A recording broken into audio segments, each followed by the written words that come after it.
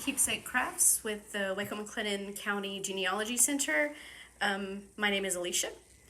Today we are going to do framed family letters. It's a great way to display correspondence or really any document that you want to put on display. We're going to show you a fun way to do that that is going to preserve your original document. I have a stack of letters here. These were letters between my great-grandparents while my great-grandfather was in the military. So these are very important to me. I love them. I would love to show them off, but I don't want them to get damaged. First thing you want to do is scan your original document. You can scan it onto a flash drive, scan it directly into your home computer if you have that kind of technology at home. And that way you can print a copy and then safely put away your originals and you won't have to touch them. And then we're going to take that print, which I have right here. I've printed mine just on plain copy paper. You can print it on, like I have here, some of the parchment type paper. You can print it on this. You can print it on some decorative stationery if you want, just whatever you have. We're going to stain this with tea to age the paper. I have some samples here. Let's see. This is some tea staining on the plain white copy paper. And then I also did some staining on the parchment paper just to see what the difference would be, just to play around with it, have some fun. So what you need, here's your printed document. This was printed on a laser printer. If you use an inkjet printer, just be aware that once it gets wet, your ink may run. So if you have a laser printer, I would suggest that. I've got it in a foil container here just to contain any spills. And I just have a mug of tea. Whatever tea you have at home is fine. This is just plain black tea, breakfast tea. It's what I drink every morning. Just gonna take it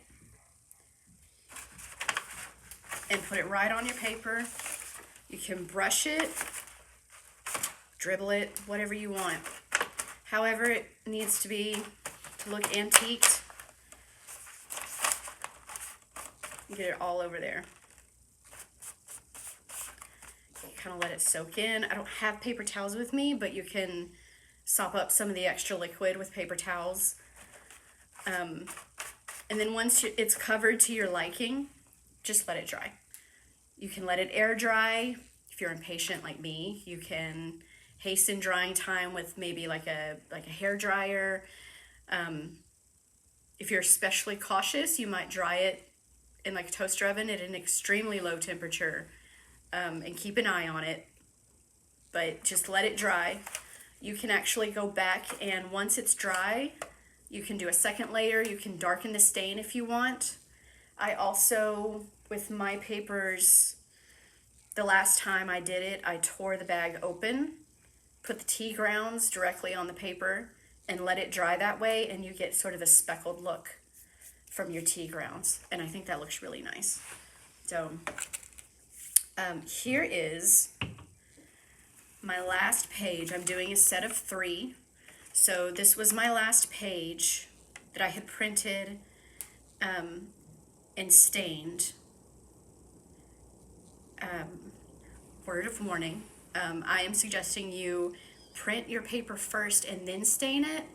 Lesson learned, I stained mine first and then printed, which was not the best way to do it, just to be aware, because your paper warps when it dries.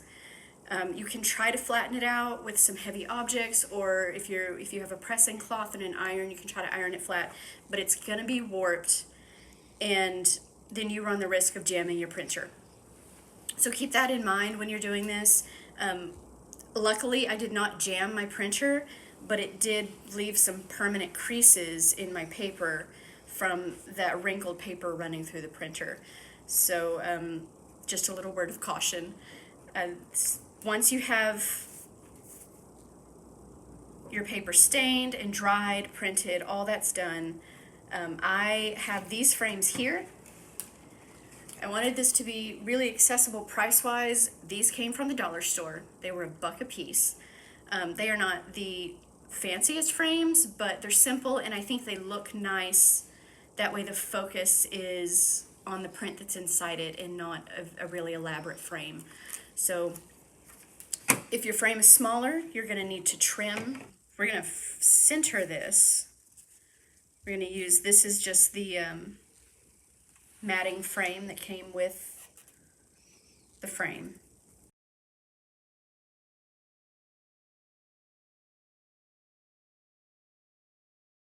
Once it's trimmed down, just put it in your frame. Move this over.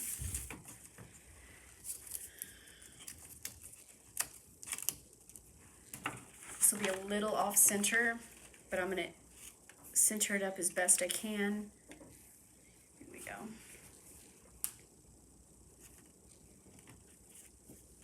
I'm going to go ahead and keep this in here. Put the back on it. Let's make sure it's right side up. Yeah.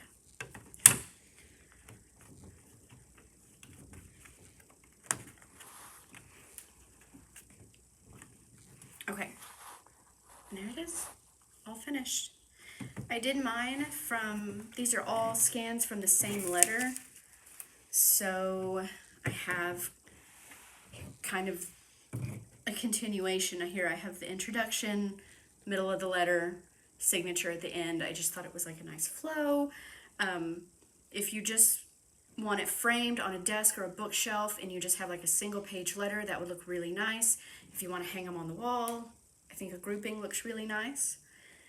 This is a sample kit we have for preserving paper documents.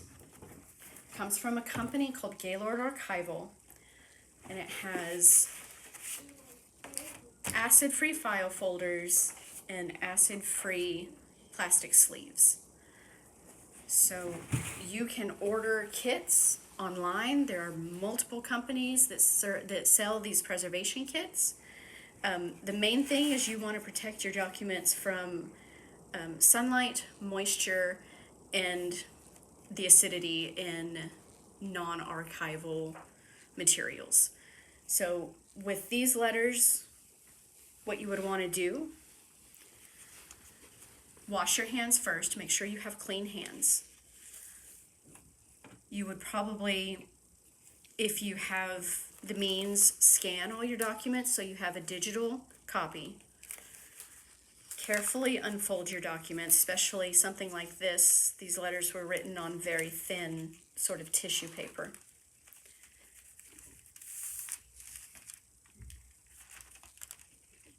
And flatten them out very carefully. And sandwich it inside one of these plastic sleeves. And here now it's protected from dust and moisture.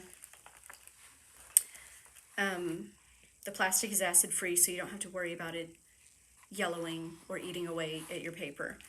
And then once I would do a single sleeve for each page. That way you can see them front and back. Or you could put the whole letter in there if you wanted.